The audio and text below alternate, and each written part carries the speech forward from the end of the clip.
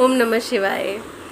तो आज हम बहुत दिनों बाद इंटरेक्शन कर रहे हैं ना, तो आज इसीलिए मैं बहुत अच्छा सा टॉपिक भी लेके आई हूँ, दैट इज़ 3 गुण ऑफ माइंड और प्रकृति। ठीक है, ये बहुत वास्ट टॉपिक है, मैं बहुत शॉर्ट में बात करूँगी। अगर आपको इंटरेस्ट आता है तो आप भगवत गीता उठा के पढ़ सकते हो, या फिर कोई भी योगा बुक पढ़ सकते हो, या फिर गूगल कर सकते हो।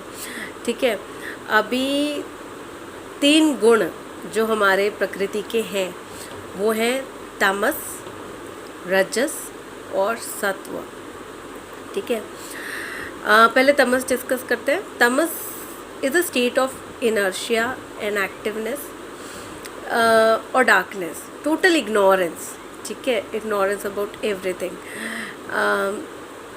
और ये स्टेट में पढ़ने वाले लोग ना generally they are depressed people, sad people, anxious people and very much confused people. Okay, they don't have control over their emotions, over their mental health also. Okay, so this is a state of tamas. Now comes to the rajas state. Second state is a rajas state. Rajas state is defined by activeness. This is a state of activeness and it is somewhere called the state of desire. People falling into this state are very much ambitious, courageous, determined, but because they want to achieve everything in this world, they want best of everything.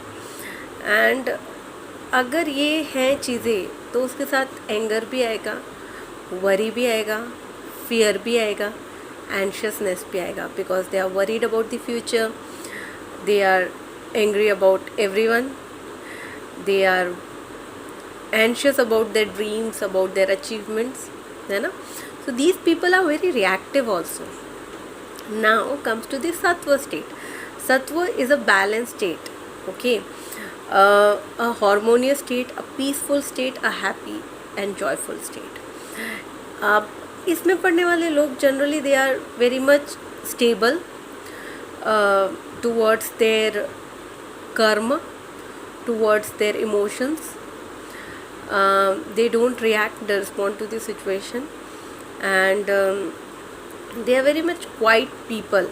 Like उनको कोई काम दिया जाएगा वो करेंगे, और करेंगे, अच्छे से करेंगे, 100% करेंगे, but they won't be worried about इसका क्या होगा क्या नहीं होगा. आपने मुझे काम दिया, मैंने किया, ख़त्म.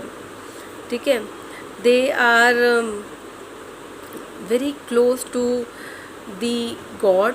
ठीक है, अगर उनके लाइफ में कुछ अच्छा होता है they are happy about it, अगर नहीं होता है कुछ अच्छा they just observe it and let it go. By saying that they observe it and let it go, I want to say that उनके अंदर इतना एक्सेप्टेंस आ गया होता है लाइफ को लेके कि वो ये मानते हैं कि अगर उनके साथ कुछ गलत हुआ है तो या तो उनके कुछ कर्मों का फल उन्हें मिला होगा, या फिर भगवान ने अगर किया है तो कुछ सोच समझ के किया होगा. उनके अंदर इतना एक्सेप्टेंस आ जाता है भगवान के प्रति या चीज़ों के प्रति कि वो किसी चीज़ का गलत मतलब नहीं निकालते. दे be in very peaceful state. ठीक है, इसमें ना जनरली वो पीपल आते हैं जो बहुत ज़्यादा भक्ति, योगा, मेडिटेशन तरफ होते हैं. ठीक है, स्पिरिचुअल साइड होते हैं, स्पिरिचुअल पीपल.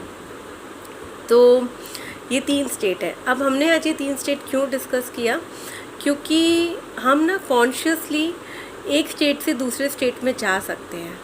तो the most important thing is जो तामसिक पीपल हैं they can from state of inactiveness to state of activeness, they can move towards the rajasic state, and then from rajasic state they can move to sattvic state consciously.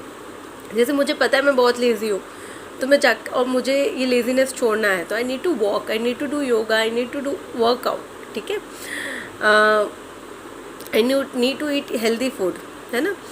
तो I need to do something from so that I can come from tamasic state to rajasic state, and from rajasic state I can move to sattvic state. Suppose if I am very much active, very much ambitious, तो ambitions तो एक cycle है. एक ambition achieve करोगे दूसरा खड़ा हो जाएगा, दूसरा ख़त्म करोगे तीसरा ख़त्म हो जाएगा ना. इट्स अ साइकिल, आप इसमें से कभी बाहर नहीं आ सकते. और आपको कोई भी एम्बिशन कुछ देर की खुशी देगा, फिर आपको लगेगा अब क्या, ये तो मैंने अचीव कर लिया है ना। तो to come out of that rajasic state to the sattvic state, आपको you have to read books, you have to do yoga, pranayam, meditation, so that you can balance between activeness and inactiveness. That is the sattva state. The most important thing what I want to say is, a person who is into tamasic state cannot directly move to sattva state, never ever. A person who is into tamasic state, he first have to move towards the rajasic state. He has to come from inactiveness to active state, and then he can balance the state, okay, between the activeness and the inactiveness. So इसमें बहुत सारी चीज़ें हैं, इसमें types of food भी आता है, तामसिक फूड, राजसिक फूड एंड सात्विक फूड एंड एवरीथिंग। तो और बहुत सारी चीज़ें हैं इसमें। तो अगर आपको इस टॉपिक पे इंटरेस्ट आ रहा हो तो आप प्लीज़ इसे मैंने बताया जैसे कि भगवत गीता में पढ़ लीजिए या गूगल करके पढ़ लीजिए। एंड कोई डाउट हो तो आप मेरे को अप्रोच कर सकते हो। Thank you so much. ओम नमः शिवाय।